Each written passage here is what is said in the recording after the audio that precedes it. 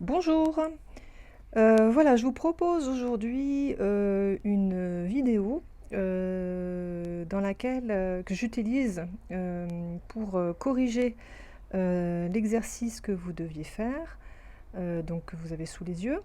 Et puis cette vidéo me permet de rajouter des compléments au cours et notamment aux notions qui sont mises en évidence dans cet exercice.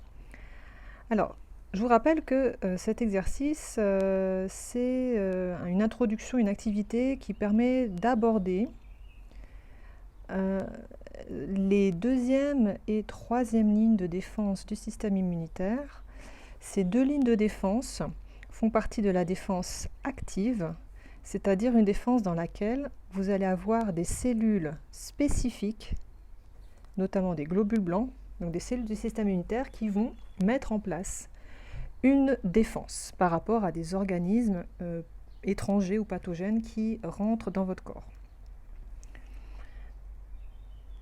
Alors, la première activité que je vous proposais, c'était déjà d'identifier un peu ces fameuses cellules du système immunitaire sous la base de rappels et de compléments en fonction de données qui sont dans votre livre ou d'activités proposées.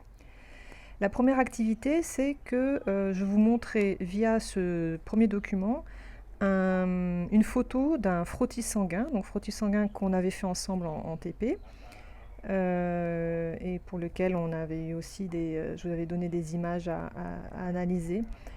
Alors, ces frottis sanguins, j'ai mis en évidence directement 3 grands types de globules blancs qui sont représentés, à savoir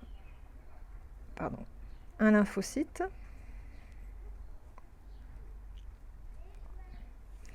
alors lymphocyte, ce qui le caractérise, c'est la taille de son noyau. Donc le noyau, il prend quasiment toute la place dans la cellule et surtout il est rond. C'est un noyau qui est bien rond, bien violet foncé là. Les lymphocytes, soit ils sont à l'état de lymphocytes non spécialisés, on va dire, non différenciés, mais quand ces lymphocytes vont mettre en place une réaction immunitaire, ils peuvent se différencier en 3 types de lymphocytes. Les lymphocytes de type B, les lymphocytes T4 ou les lymphocytes T8.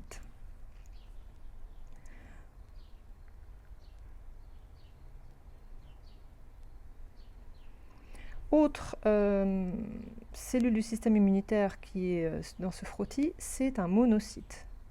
Alors les monocytes, ils ont la différenciation qu'ils peuvent faire lorsqu'ils doivent agir en tant que cellule du système immunitaire, c'est qu'ils se différencient en macrophages. Comment on reconnaît un monocyte? C'est toujours grâce à la forme de son noyau, qui a plutôt une forme de haricot. Voilà, je vous ai mis une petite image à côté. Donc pas trop rond, plutôt comme un haricot, une graine de haricot. Et enfin, un troisième type de cellules du système immunitaire, ce sont ce qu'on appelle les polynucléaires. Les polynucléaires, c'est la même chose que les granulocytes. Alors, on va garder l'idée de polynucléaire, mais il faudra penser aussi à granulocytes. Alors, les polynucléaires, ils ont un noyau qui est très particulier. On a l'impression que le noyau est fragmenté, ou en tout cas, il est constitué de plusieurs lobes. On appelle donc ça un noyau polylobé ou fragmenté. Les polynucléaires, quand ils doivent justement se différencier en granulocytes, on va retrouver soit des granulocytes basophiles, éosinophiles ou neutrophiles. On avait déjà vu ces notions-là dans le TP sur l'analyse du frottis sanguin. Je vous ai mis en remarque de ce document que seules les cellules avec noyau sont densément colorées en violet à l'intérieur, les autres cellules n'ayant pas de noyau, ce qui veut dire que les hématies, c'est-à-dire les globules rouges, n'ont pas de noyau.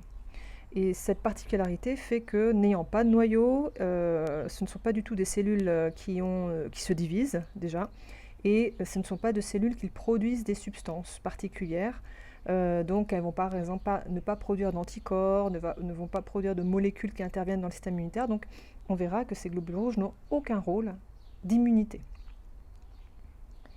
Dessous, j'avais mis un tableau où vous aviez différentes analyses de sang de différentes personnes en fonction de peut-être soit des personnes en bonne santé ou des personnes qui ont dans la première colonne une infection virale, dans la dernière colonne dans la première colonne une infection bactérienne, dans la troisième colonne une infection virale.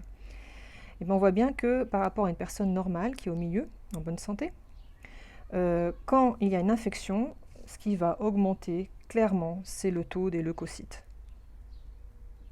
Maintenant, en fonction de l'agent pathogène, par exemple une maladie comme une type pneumonie due à une bactérie, les leucocytes qui vont majoritairement augmenter, ce sont les polynucléaires, donc les granulocytes.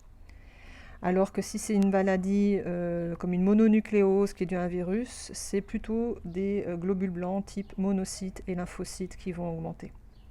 Donc là, vous avez vraiment une preuve que les cellules du système immunitaire, ce sont que les globules blancs. Parce qu'il suffit d'être malade ou d'avoir une infection, soit bactérienne et virale, et on voit que ce sont que ces cellules-là qui augmentent. Vous voyez très bien que les hématies, dans les 3 cas de figure, restent dans des valeurs complètement comparables. Alors, si on regarde la suite de ce document, il fallait donc répondre à quelques questions.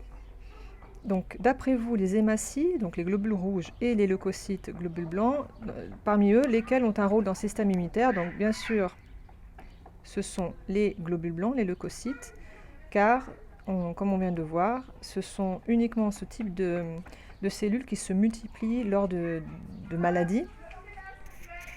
Alors, j'ai une petite faute là.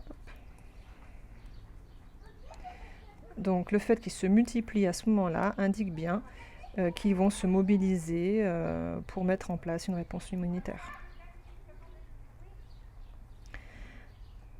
Voilà. Ici, je vous ai mis les principales fonctions de chacun de ces types de cellules.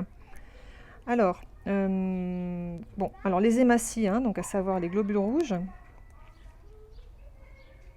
on voit que eux, ce sont finalement des gros sacs remplis d'hémoglobine. L'hémoglobine est une molécule, une protéine qui va permettre notamment le transport d'O2. Voilà, il n'y a aucun rôle dans l'immunité. Si on prend le cas, alors je ne vais pas forcément prendre dans l'ordre, donc on vient de parler des hématies, on va prendre maintenant le cas des lymphocytes B. Voilà.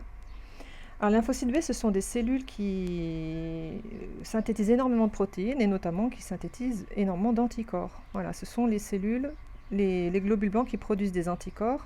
Ces anticorps, une fois qu'ils ont reconnu des bactéries ou des virus, ils vont s'y agglutiner et former ce qu'on appelle des complexes immuns. Donc, un complexe immun, c'est une espèce d'agglutination d'anticorps qui ont monopolisé des virus et des bactéries et les ont regroupés ensemble. Alors ça, c'est intéressant parce qu'une fois que ces complexes immuns sont formés, que va-t-il se passer? Eh bien, on va avoir les macrophages qui vont rentrer en action et qui vont phagocyter ces complexes immuns. Donc les macrophages participent essentiellement à évacuer de l'organisme une partie des bactéries et des virus potentiellement présents grâce à cette phagocytose.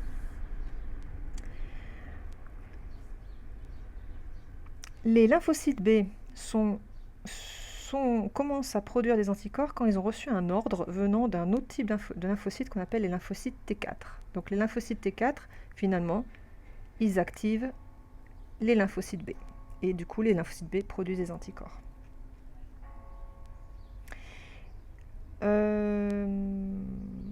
Mais ce ne sont pas les seuls. Les macrophages, on a vu qu'ils phagocytent les complexes immuns, produits entre anticorps et agents pathogènes, mais les macrophages, au préalable, ont été aussi, et ça on en reparlera plus tard, vont aussi d'abord activer les lymphocytes B pour leur donner l'ordre de produire des anticorps, aussi bien que les lymphocytes T4 activent les lymphocytes B pour aussi leur donner l'ordre de produire des anticorps.